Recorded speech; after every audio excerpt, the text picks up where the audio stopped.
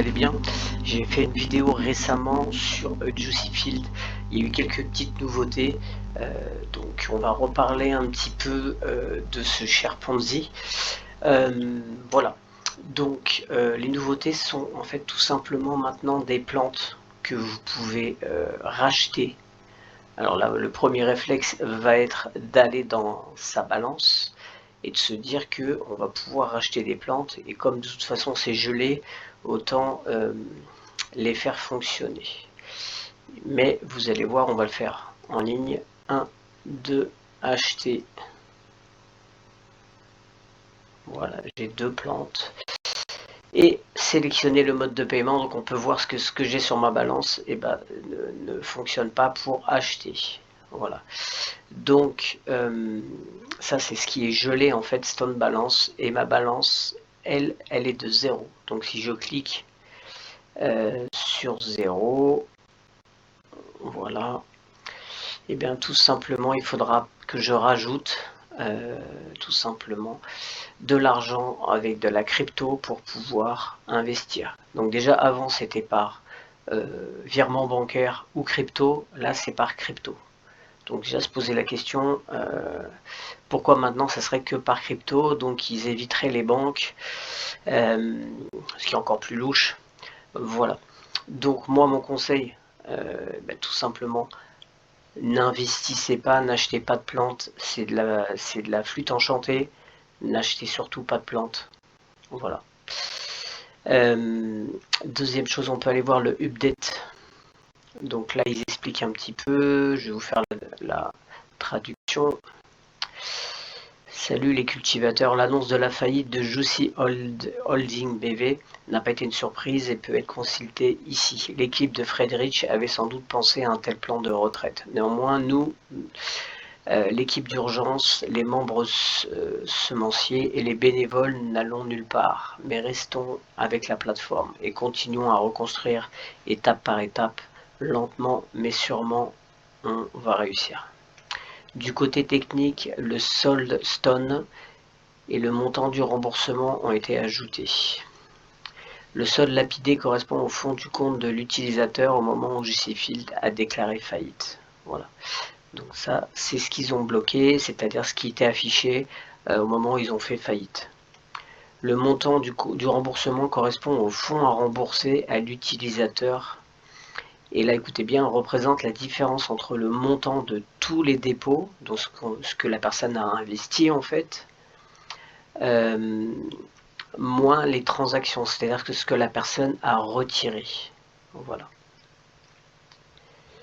Enfin, non, mais non moins important, tous les comptes enregistrés avant l'arrêt de la plateforme auront également accès à la nouvelle plateforme et à 12 nouvelles catégories de plantes. Voilà. En résumé, beaucoup de Ponzi font ça maintenant. Lequel faisait ça? Je crois que c'est, je dis pas de bêtises, c'était sur les bijoux, Cancri, voilà, Cancri Jewel, je crois, qui faisait ça. Aussi, c'est-à-dire que quand ils ont scammé, ils ont proposé en disant que c'était plus en Turquie, c'était un autre endroit, et je crois que c'était en Bulgarie ou je sais plus, ou à Barcelone, je sais pas, et de réinvestir encore dessus. Surtout ne le faites pas, ne réinvestissez rien dessus du tout. Voilà. Soi-disant qu'il y a une enquête avec Interpol, etc. Une enquête. Donc si l'avantage c'est que ce que vous pouvez faire par contre, ce qui peut être intéressant, c'est d'aller hop dans historique. Voilà, et là dans historique, vous pouvez faire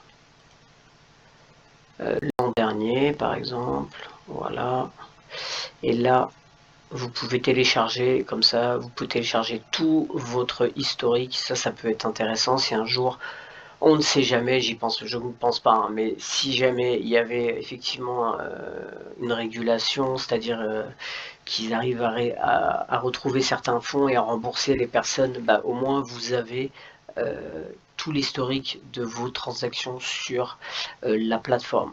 Voilà, donc là on peut voir effectivement ce qui était mis, les 5721,15 €.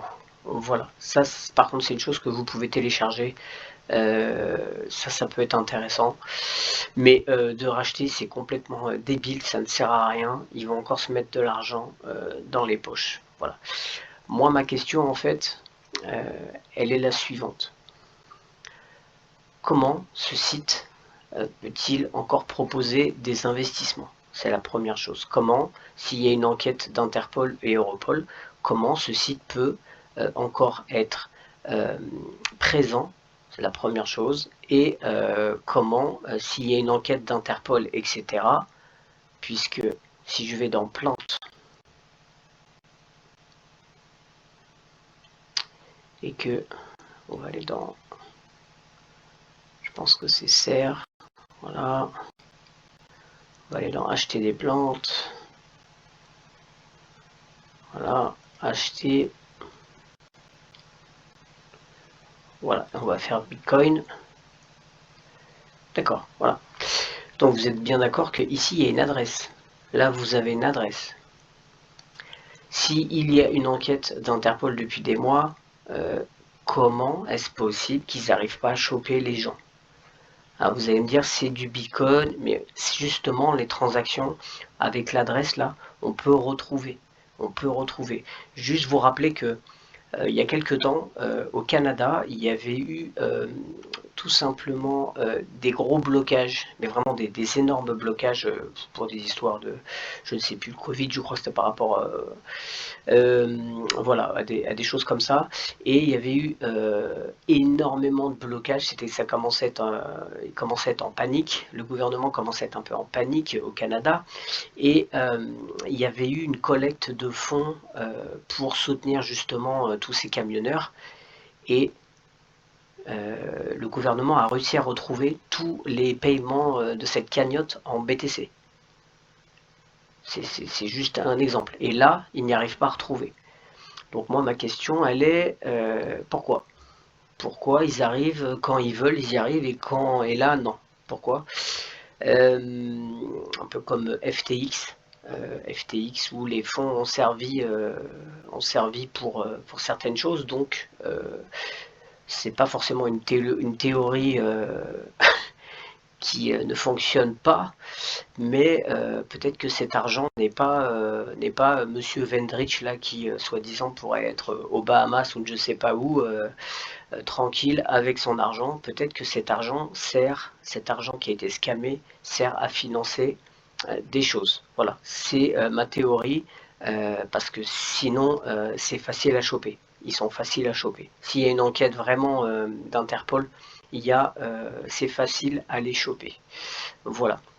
Voilà un petit peu pour mon analyse pour Juicy Field, mais mon seul conseil c'est surtout n'achetez rien, n'achetez pas. Et voilà. Juste vous dire aussi que je fais un jeu concours sur Telegram. Si vous voulez, il y a un investissement à gagner. Je ferai ce jeu concours le 23 ou 24 décembre. Les résultats seront le jour de Noël, le 25 décembre. Voilà. Et bien écoutez, je vous dis à très bientôt et passez de bonnes fêtes.